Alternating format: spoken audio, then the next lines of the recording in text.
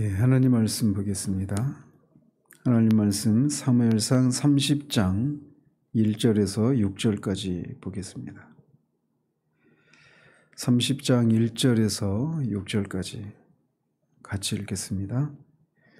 다윗과 그의 사람들이 사흘 만에 시글락에 이른 때에 아말렉 사람들이 이미 네겝과 시글락을 침노하였는데 그들이 시글락을 쳐서 불사르고 거기에 있는 젊거나 늙은 여인들은 한 사람도 죽이지 아니하고 다 사로잡아 끌고 자기 길을 갔더라. 다윗과 그의 사람들이 성읍에 이르러 본즉 성읍이 불탔고 자기들의 아내와 자녀들이 사로잡혔는지라. 다윗과 그와 함께한 백성이 울 기력이 없도록 소리를 높여 울었더라. 다윗의 두 아내 이스라엘 여인 아히노암과 갈멜 사람 나발의 아내였던 아비가일도 사로잡혔더라. 백성들이 자녀들 때문에 마음이 슬퍼서 다윗을 돌로 치자 하니 다윗이 크게 다급하였으나 그의 하나님 여호와를 힘입고 용기를 얻었더라. 아멘. 29장에서는 블레셋 사람들이 이스라엘을 침공하기 위해서 아비에게 집결했을 때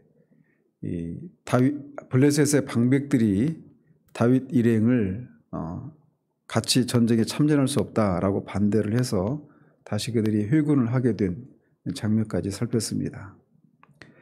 30장은 그렇게 다윗 일행이 다시 시글락으로 돌아왔을 때 아말렉이 그들의 남아있던 사람들을 다 사로잡아가고 또 그들을 이렇게 다시 되찾아오는 그런 장면을 다루고 있습니다. 그런데 여기서 다루고 있는 이 30장은 앞에 있었던 27장에서 다윗이 하나님의 뜻을 묻지 않고 하나님의 뜻에 반해서 인간적인 판단으로 블레셋으로 그렇게 망명을 한 것에 대한 하나님의 징계 차원에서 벌어진 일이다라고 볼 수가 있습니다. 그래서 거기에 이 징계를 당한 다윗의 이 면모 속에서 다윗의 진짜 다른 사람과 구별시키게 되는 다윗의 그 특징을 우리가 여기서 볼 수가 있습니다. 아무튼 다윗 일행은 아벡에서 회군해서 사흘 만에 시글락으로 돌아왔습니다. 그런데 그곳은 이미 아말렉 사람들이 이스라엘의 그 남방 지역인 네겝과 함께 시글락이 다 약탈을 당한 상태였습니다. 아말렉 사람들은 시글락을 쳐서 불사르고 거기에 남아있던 모든 여자들을 죽이지 않고 포로로 끌고 가버린 것입니다. 여기서 이 침노했다라고 하는 단어는 메뚜기 떼가 이렇게 넓게 퍼져서 진행하는 그런 모습에서 나온 단어입니다. 그래서 이 아말렉 사람들이 네겝과 시글락에 걸쳐서 넓게 이렇게 걸쳐서 침공을 한 것을 우리가 알 수가 있습니다. 그렇다면 아말렉 사람들은 왜 이 시글락과 이 네겝을 침노를 했을까요? 표면적인 이유를 따져보자면 일단은 이 지역에 특히 시글락이 이 다윗 일행이 살고 있었던 지역이었는데 이미 이때는 이 시글락이 비어있게 된 상황이었죠. 근데 우리가 앞에 27장에서 살펴봤던 것처럼 다윗이 시글락에 거주했을 때 그가 아말렉을 그렇게 침략을 해서 그 모든 남녀를 다 죽인 그런 일들이 있었지 않습니까? 그래서 그 지역이 아닌 다른 지역에 살고 있었던 아말렉 사람들이 마침 시글락이 비어있는 이 상황을 이용해서 이 다윗에게 보복을 한 것입니다. 그래서 그런 이유로 시글락을 침략을 한 거예요. 그리고 이것은 표면적인 이유라고 할 수가 있습니다. 그러면 더 이 이면에 있는 더 깊은 뜻은 어떤 사건인가? 그것은 방금 말씀드린 것처럼 다윗이 하나님의 뜻이 아니라 인간적인 판단으로 블레셋을 망명지로 선택한 것 때문에 그렇습니다. 그리고 더 나아가서 28장에서는 아기스 왕의 신임을 잃지 않기 위해서 동족 이스라엘과 이 전쟁에 참전을 하기로 수락한 것, 이런 것에 대한 하나님의 징계로 볼 수가 있습니다. 이렇게 징계라고 말할 수 있는 이유는 우리가 이제 내일 살펴볼 것처럼 다윗이 이 위기를 만났을 때 비로소 이제 그 에봇을 가져오라고 하고 하나님의 뜻을 묻는 이런 장면을 통해서도 우리가 볼 수가 있는 것이죠. 27장에서 블레셋으로 망명을 할 때는 이렇게 여호와의 뜻을 묻는 그런 과정이 없었어요.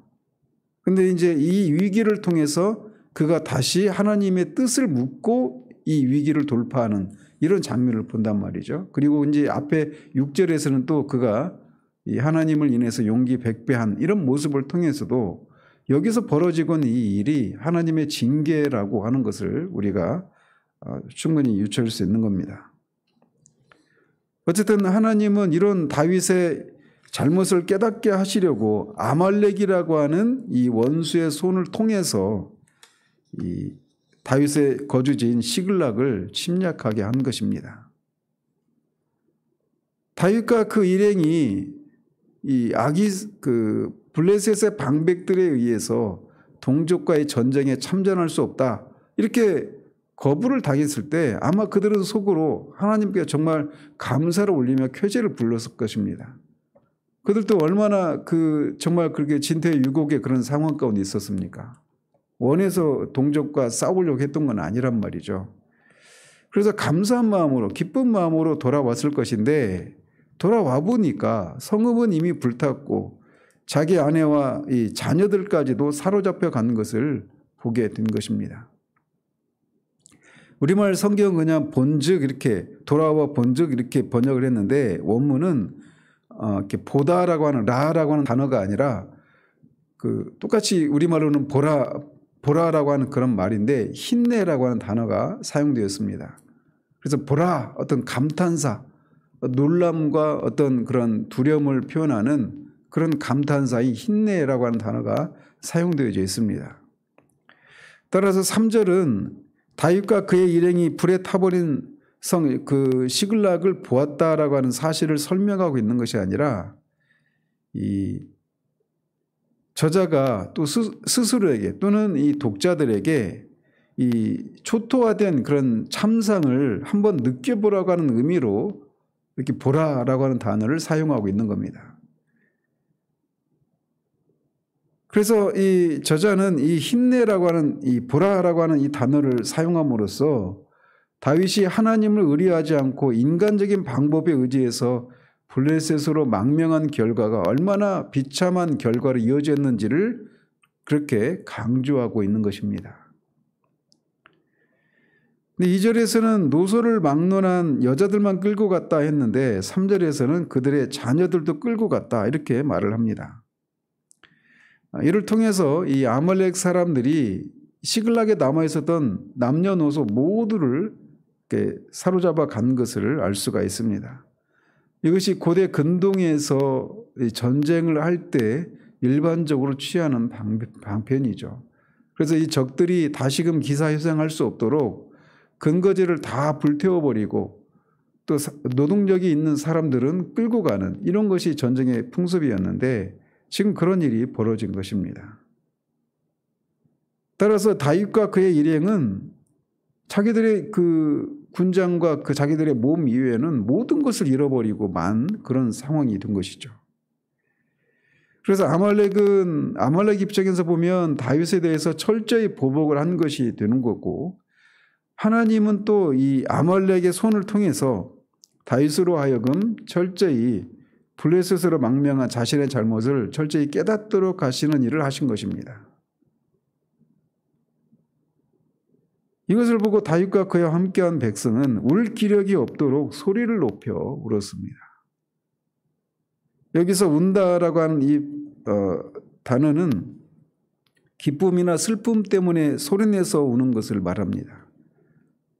군인들이, 이 완전 역전의 용사들인 이 군인들이, 남자들이 이렇게 울 기력이 없도록 소리를 내서 엉엉 울고 있는 장면을 보십시오. 그들이 얼마나 깊은 그런 절망 가운데 빠져 있는 그런 모습이겠습니까? 이 울음의 의미는 한마디로 이 자신들의 죄에 대해서, 자신들이 그 저지른 그런 잘못에 대해서 회개의 그런 눈물이라고 말을 할 수가 있습니다. 그 시편 137편에서도 바벨론에 끌려갔던 이스라엘이 그 을레 강변에서 그렇게 바벨론의 여러 강변에서 소리내서 울었다라고 말을 하는데 그 똑같은 단어가 사용하고 있어요. 따라서 다윗과 그의 백성들은 자신들의 불찰에 대한 자책감과 이 아말렉에 의해서 끌려간 자신들의 처자들에 대한 회한의 감정을 가지고 이렇게 소리를 높여 엉엉 울었던 것입니다. 그러면서 이 5절에서는 다윗의 두 아내 아히노암과 아비가일도 포로로 잡혀갔다라고 하는 사실을 언급하고 있습니다. 이 다윗과 함께한 사람들의 아내와 자녀들이 아말렉 사람들에 의해서 사로잡혀갔다라고 하는 것을 이 3절에서 그렇게 말을 했는데 5절에서 특별히 이렇게 이 다윗의 두 아내도 끌려갔다 이렇게 그 말을 하고 있는 것은 이 일이 다윗에 의해서 벌어진 그래서 다윗을 징계하기 위한 하나님의 징계 차원에서 벌어진 일이다라고 하는 것을 강조하기 위해서 이렇게 따로 구별을 해서 말을 하고 있는 것입니다. 다윗의 이 두 아내만 남겨놓고 갈 리는 없지 않겠습니까? 근데 굳이 이렇게 말을 하고 있는 것은 바로 그런 것을 강조하기 위한 거예요. 근데 여기서 보면 이 다윗의 두 아내를 포함해서 남은 일행들의 부녀들까지도 사로잡혀 갔다라고 하는 말이 3번 걸쳐서 반복되어 나타나고 있습니다. 즉 이런 것을 통해서 이 끌려간 사람들이 죽지 않고 사로잡혀 갔기 때문에 그들을 다시 그렇게 되찾아올 수 있는 그런 가능성이 있다라고 하는 것을 암시하고 있는 것입니다. 아말렉 사람들은 시글락을 쳐서 불사르면서 거기 있는 사람들을 모두 죽일 수도 있었을 것입니다.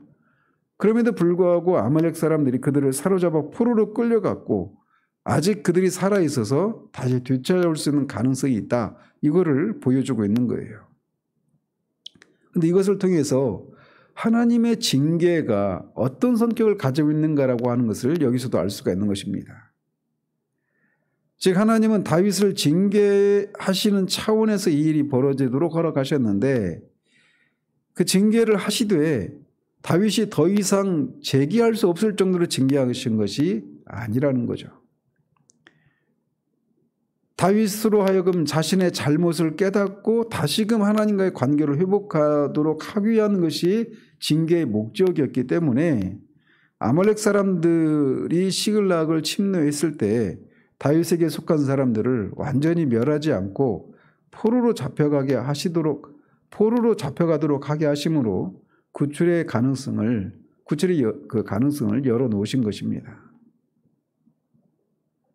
이렇게 포로로 잡혀간 처자들을 인해서 슬피 울던 백성들은 갑작스럽게 그 원인이 다윗에게 있다고 생각하면서 다윗을 돌로 치려고 합니다.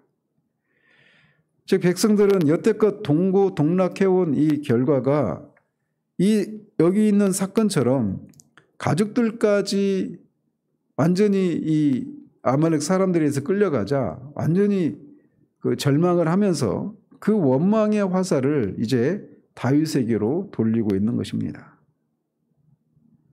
그러면서 다윗이 블레셋으로 망명을 하지 않았다라면 또 블레셋에 와서도 아말렉을 진멸하는 것을 통해서 자극을 하지 않았더라면 그리고 또 이 동족과의 전쟁에 참전하기 위해서 시글락을 비우지 않았더라면 이런 일이 일어나지 않았을 것이 아닌가라고 하는 그런 결론에 도달해서 이렇게 원망의 화살을 다윗에게 쏟아내고 있는 것입니다.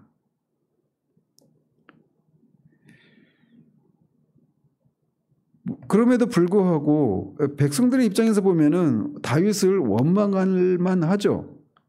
그렇지만 다윗의 어떤 고의성이 있었던 것도 아니고 다윗조차도 피해자이기 때문에 이런 다윗의 이 백성들의 이런 행동은 굉장히 감정적인 행동이라고 할 수가 있습니다.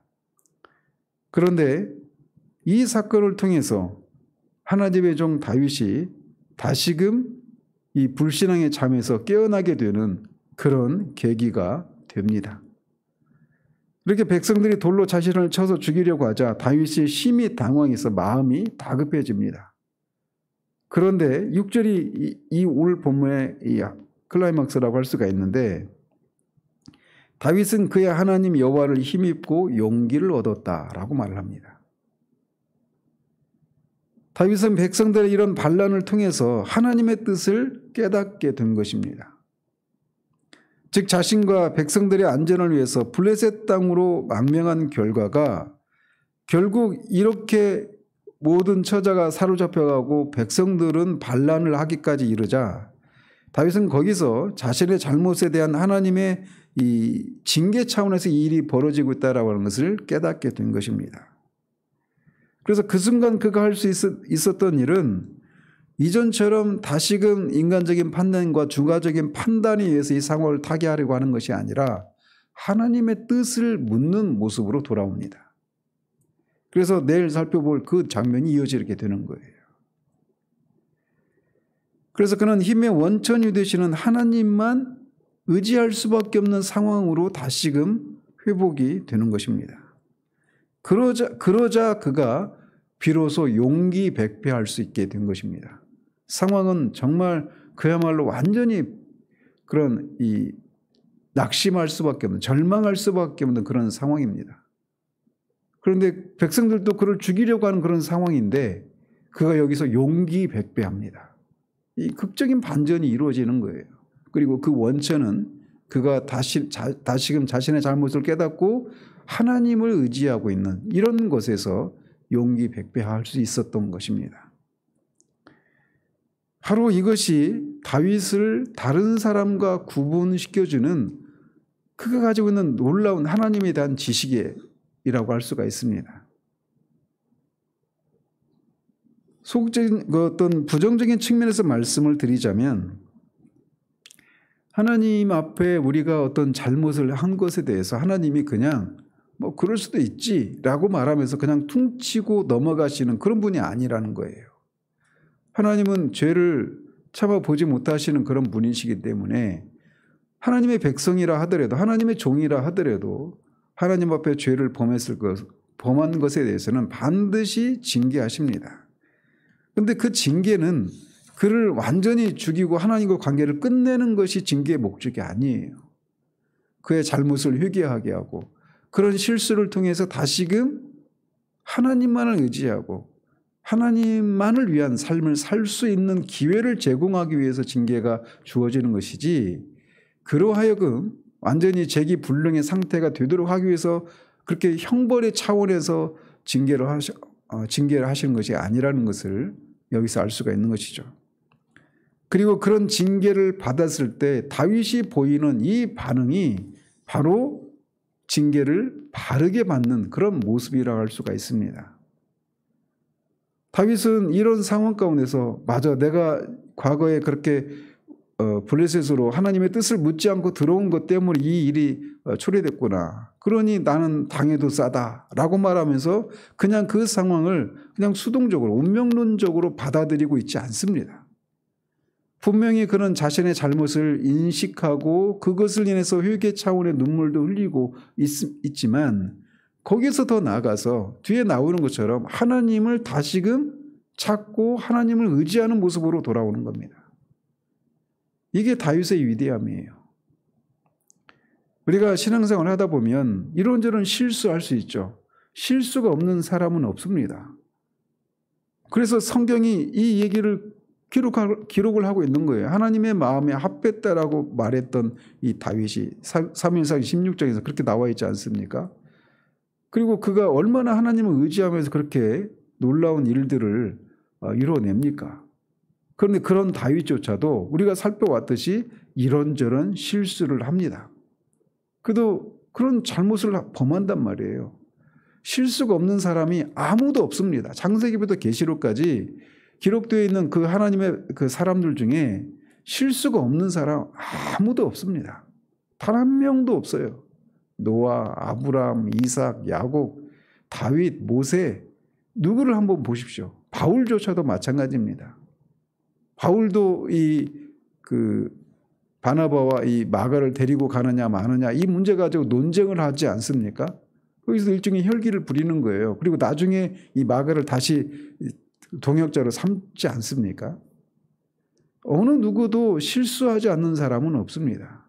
근데 중요한 것은 그것을 통해서 우리가 실수하지 말아야지. 하나님 앞에 죄를 범하지 말아야지.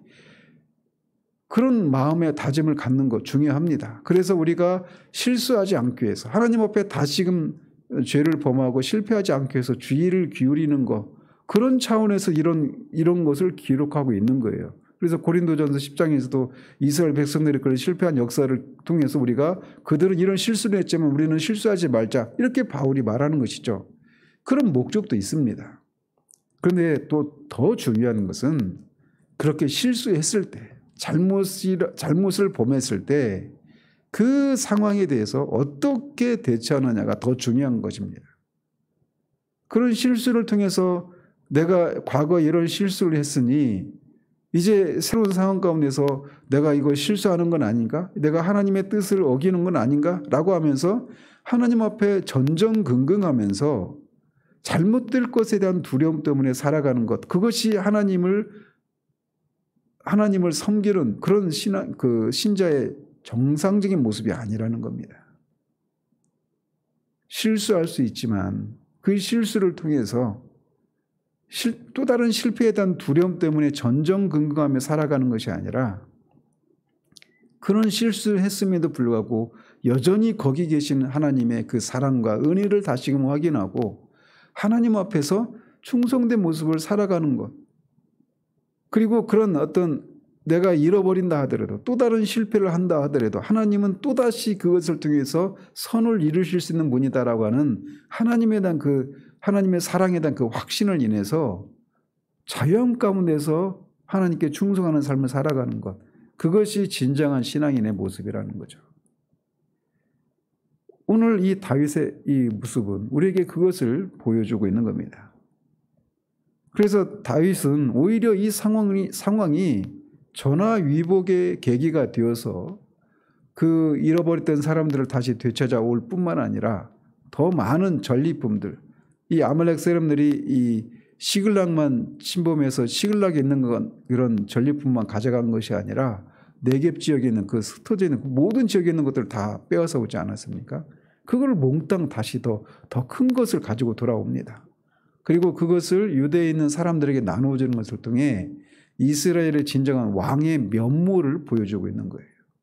그래서 오히려 이런 위기가 그가 더 하나님을 더 깊이 알게 되고 이스라엘의 선택받은 왕으로서의 그런 위상이 다시금 더 견고해지는 그런 전화위복이 되죠. 하나님의 징계가 바로 그런 것에 있는 거예요. 징계를 통해서도 하나님은 우리를 더 순전하고 온전하고 더 성숙한 사람으로 빚어가시는 일을 한다는 말이죠. 그렇기 때문에 과거의 그런 실패를 인해서 내가 오늘 이런 상황 가운데 있어 라고 하면서 운명론적으로 살아가는 것 그것이 우리가 취할 태도가 아니라는 거죠. 다윗이 보이고 있는 것처럼 그런 것 때문에 벌어진 이런 참상임에도 불구하고 그가 다시금 하나님을 인해서 용기를 얻는 이 모습이 하나님이 우리에게 기대하시는 바라는 것입니다. 그래서 그런 하나님을 다시금 만나고 우리가 용기 백배해서 우리가 처한 이 삶의 위기들을 헤쳐나갈 수 있는 저와 여러분들이 되시기를 우리 주님의 이름으로 축원드립니다. 기도하겠습니다. 하나님 아버지, 다윗이 그렇게 하나님의 오묘한 섭리로 인해서 동족과의 전쟁을 치르지 않아도 되는 상황 가운데 감사함으로 돌아왔지만 그들이 목격한 장면은 시글락이 완전히 불타 없어져 버리고 남아있었던 모든 가족들이 다 포로로 끌려가 있는 그런 상황을 목격하는 것을 봅니다. 그런 속에서 비로소 이 불신앙의 잠을 자고 있었던 다윗이 깨어나 다시금 하나님을 의지하고 하나님께로 돌아와 예전의 그런 다윗의 모습을 뛰어넘는 더 성숙하고 더 온전한 모습으로 이어지게 되는 이 사건의 이 발단을 우리가 살폈습니다. 하나님, 우리가 얼마나 많은 경우에 하나님 앞에 이런저런 잘못을 인해서 받는 그런 징계를 운명론적으로 받아들이고 그냥 그렇게 그런 일이 끝난 후에는 또 다른 실패를 범하지 않기 위해서 전전긍긍하며 그렇게 살아가는 경우들이 많은지요.